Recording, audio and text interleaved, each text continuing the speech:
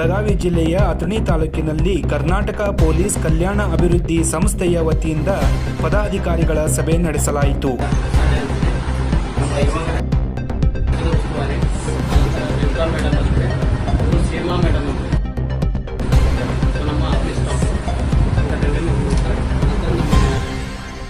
ಈ ಸಂದರ್ಭದಲ್ಲಿ ಕರ್ನಾಟಕ ಪೊಲೀಸ್ ಕಲ್ಯಾಣ ಅಭಿವೃದ್ಧಿ ಸಂಸ್ಥೆಯ ರಾಜ್ಯಾಧ್ಯಕ್ಷರಾದ ಡಾಕ್ಟರ್ BH ಜಮಾದಾರ್ ಅವರು ಮಾತನಾಡಿ, ನಮ್ಮ ಕರ್ನಾಟಕ ಪೊಲೀಸ್ ಕಲ್ಯಾಣ ಅಭಿವೃದ್ಧಿ ಸಂಸ್ಥೆಯ ವತಿಯಿಂದ ನಿರುದ್ಯೋಗಿ ಯುವಕರಿಗೆ ಉದ್ಯೋಗ ಸೃಷ್ಟಿ ಮಾಡುವ ಸಲುವಾಗಿ ನಮ್ಮ ಸಂಸ್ಥೆಯು ಹಲವಾರು ಯೋಜನೆಗಳನ್ನು ಪ್ರಾರಂಭ ಮಾಡಿದ್ದು, ಆ ಯೋಜನೆ ಸಾವಿರಾರು ನಿರುದ್ಯೋಗ ಯುವಕರಿಗೆ ತಲುಪಬೇಕು ಎಂದು ಪದಾಧಿಕಾರಿಗಳಿಗೆ ತಿಳಿಸಿದರು.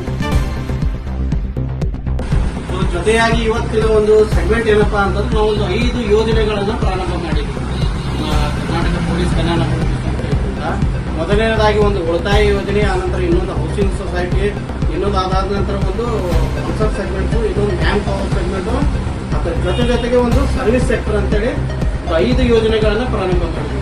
ಈ 5 ಯೋಜನೆಗಳು ಏನಪ್ಪಾ ಅಂತಂದ್ರೆ ನಮ್ಮ ಕರ್ನಾಟಕದೊಳಗೆ ಯಾರು ನಿರುದ್ಯೋಗಿಗಳಾಗಿರಬಾರ್ದು, ಪ್ರತಿಯೊಬ್ಬರ ಕೈಯಲ್ಲೂ ಕೂಡ ಉದ್ಯೋಗ ಇರಬೇಕು ಅನ್ನೋ ಒಂದು ಉದ್ದೇಶವಿದೆ. ಮುಖ್ಯವಾದ ಯೋಜನೆಯಾದಂತಹ ಉಳಿತಾಯ ಯೋಜನೆಯ ಬಗ್ಗೆ ಸಂಪೂರ್ಣ ಮಾಹಿತಿಯನ್ನು ನೀಡಿ ಯೋಜನೆಯ ಚಾಲನೆ ನೀಡಿದರು.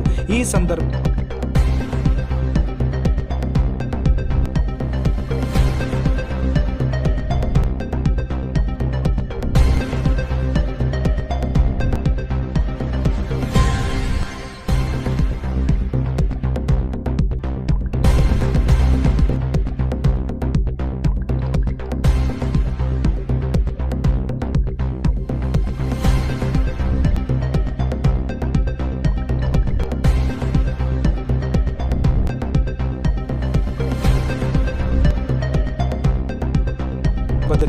ರಾಜ್ಯ ಕಮಿಟಿಯ ಪದಾಧಿಕಾರಿಗಳು, ಚಿಕ್ಕೋಡಿ ವಿಭಾಗದ ಪದಾಧಿಕಾರಿಗಳು, ಅಥಣಿ ತಾಲೂಕಿನ ಎಲ್ಲ ಸದಸ್ಯರು ಹಾಗೂ ಪದಾಧಿಕಾರಿಗಳು ಉಪಸ್ಥಿತರಿದ್ದರು.